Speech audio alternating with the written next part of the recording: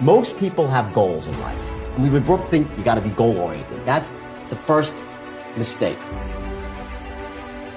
The ability to manage your emotional state, your physiological emotional state, to show up in the moment feeling positive, certain, confident, clear, certain, clarity, courage. That's what keeps selling. Disempowered state, uncertainty, overwhelmed, fear. If you could be the greatest salesperson in the world, but if you knock on someone's door or you pick up that phone and you are in that moment a state of uncertainty and overwhelmed, in that moment you might be the greatest salesperson. In that moment you're blocked from accessing the skills and the greatness that you possess. State management is almost like a spigot. When it's open, when you're in an empowered state, it opens up the spigot for all the greatness in you to flow out. And when you're in disempowered state, the spigot is closed. And you're still great, but it's locked inside and you can't express yourself in the real world. Success is a crazy thing. You never know when it's going to happen, how it's going to happen, or when it is truly achieved. You'll always know it after the fact. And unfortunately, a lot of people are never truly prepared to become successful. They don't have what it takes to really go in and try to be a successful individual and achieve their dreams. There's so many people out there that are talkers and not doers. They say they want to do this, that, and the other, yet they never make an concerted effort to go out and try to do what they want to do. They never try to reach their dreams. They only talk about it. The ones that only talk about their dreams are the ones that are always going to fail because they're never going to start. And the ones that go out and try and are the ones making the effort and putting in the actions in order to try to truly become successful are the ones that are going to have an exponentially larger chance of succeeding. All because they're putting forth that effort, trying, and betting on themselves and putting energy and time and love into what they care about and trying to work as hard as they can until they reach success, doing whatever it takes to discover how to reach their dreams and make their life as good as they can each and every day, no matter what happens. And some people just aren't built for that. Some people aren't going to be able to commit to such a hard time because they don't really want to achieve their goals. They think their future is whatever it wants to be when they're not trying to make it what they truly want it to be and what they truly desire.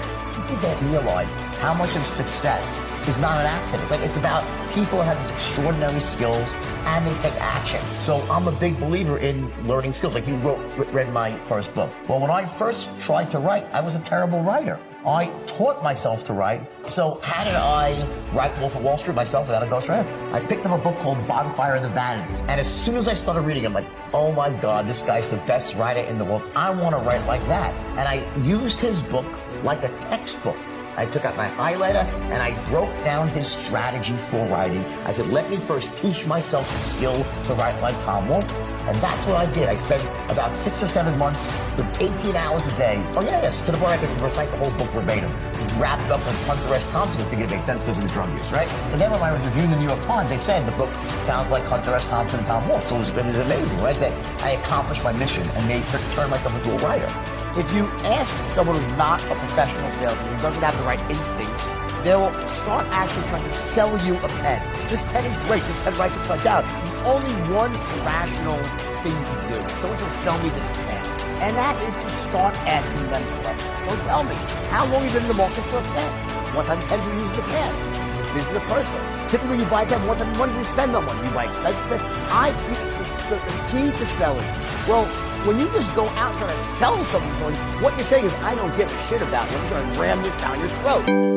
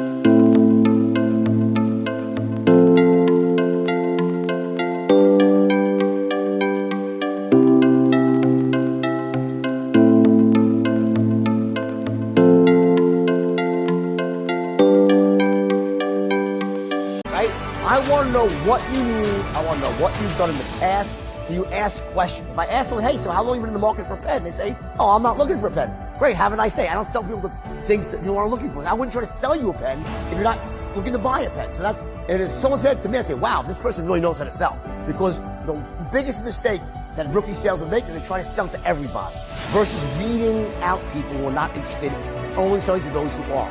Here's the deal.